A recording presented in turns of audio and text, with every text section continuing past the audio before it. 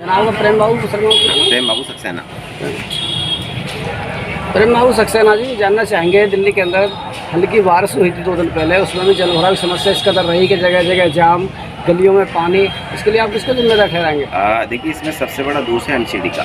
पिछले 15 साल से एमसीडी बीजेपी के अंदर, बीजेपी जो एमसीडी की है वो एमसीडी के अंदर उसने इतना बुरा हाल मचा के रखा हुआ है कि एमसीडी के अंदर जगह जगह पर सिल्ट जमा है, जगह जगह पर कूड़ा जमा है नालियों के अंदर। वो नालियों का इकट्ठा हो जाता है, इकट्ठा होने के बाद सफाई करने की आता ही नहीं है। उसको देखते हुए जब हमने देखा जगह जगह पर हमें जल भराव तो हो ही रहा है, तो जब उसमें हमने चेक किया तो देखा सभी गलियों के अंदर, सभी जो एमसीडी के रोड हैं उन रोडों के अंदर सभी जगह पर भारी मात्रा के अंदर कूड़ा जमा है। और वो जो कूड़ा जमा है और उसकी वजह से जगह जगह पे जल भराव हुआ।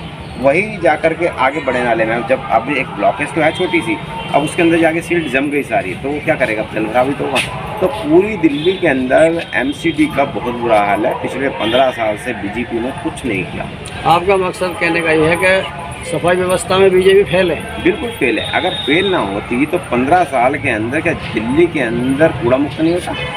कूड़े का ढेर बना के रखा हुआ उन्होंने 15 साल से।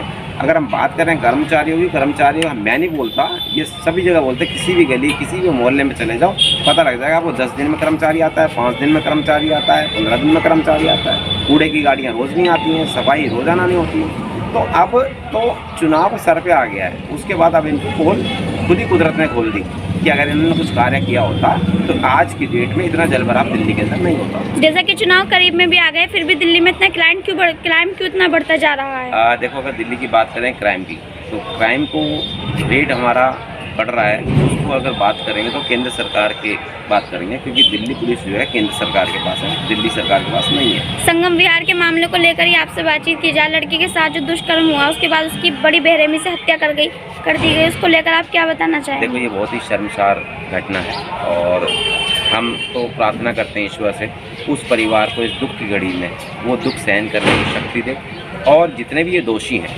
इनको सख्त सजा दिलाई जाए, जिससे कि भविष्य के अंदर कोई भी ऐसे कर्म करने से पहले कम से कम उसकी रूह कांप जाए कि अगर मैंने ऐसे कर्म करे तो मैं भुगतना पड़ेगा। तो वो हमारे यहाँ ऐसी फास्ट ट्रैक कोर्ट जो है उसकी सज़ा उनको दिलानी चाहिए। और हम सब बस यही बोलेंगे, जो उस घर की बच्ची के साथ हुआ वो नहीं होना चाहिए, क्योंकि बच्चे सबके हैं। दिल्ली सरकार की ओर से कोई आर्थिक सहायता की बात नहीं कही गई है? देखिए, उसके अंदर आर्थिक सहायता की बात की गई है और हमारे जो खाद्य मंत्री हैं वो वहाँ गए थे उनके परिवार से मिलने, और हमारे जो आदिल जी हैं जो चेयरमैन हैं वो वहाँ मिलने गए थे। इसके अलावा सौरभ भारद्वाज जी हमारे जो एमएलए हैं वो वहाँ उनके परिवार से मिलने गए थे, और वहाँ पर उनको 10 लाख रुपये की आर्थिक मदद देने की बात की गई है। और उनको पूरा आश्वासन के साथ बताया गया कि दिल्ली सरकार उनके साथ है और हर तरीके से, क्योंकि हमारा मकसद एक ही है, किसी भी बहन बेटी के साथ गलत नहीं हो और ना होने देंगे।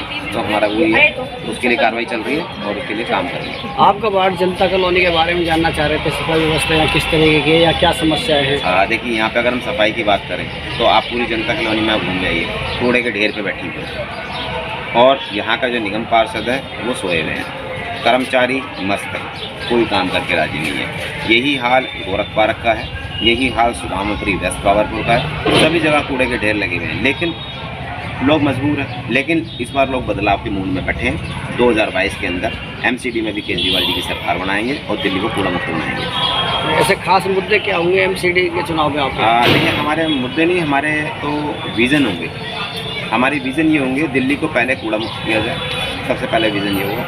दूसरा, जो घर बनाने के अंदर लोगों को दिक्कत आती है, उनको नक्शे पास कराने में दिक्कत आती है, नक्शे पास नहीं होते हैं, तो उसके लिए हम सरल प्रतिक्रिया लेकर के आएंगे। इसके बाद हमारा जो मुद्दा रहेगा, जो हाउस टैक्स है उसको ख़त्म किया जाए। फिर उसके बाद जो अनसरीज लोगों को जानबूझ के कन्वर्जन, जो अनसरीज दिया था उस कन्वर्जन पे रोक लगाई जाए। इसके अलावा जो बिना पार्किंग के शुल्क दिया जाता है उस पर रोक लगाएंगे। कुछ ऐसे महत्वपूर्ण मुद्दे हैं, और इसके अलावा और भी प्रतिक्रिया हैं जो एमसीडी में हम करेंगे। ऑनलाइन सुविधाएं देंगे, सारी नक्शों की भी हो सकता है ऑनलाइन सुविधा हो जाए, तो उस पर विज़न हमारा तैयार हो रहा है धीरे धीरे। तो मुझे लगता है इस बार 2022 के अंदर दिल्ली की जनता, दिल्ली सरकार और एमसीडी में केजरीवाल दोनों से खुश होगी और दोनों को ही अच्छा काम करेगी।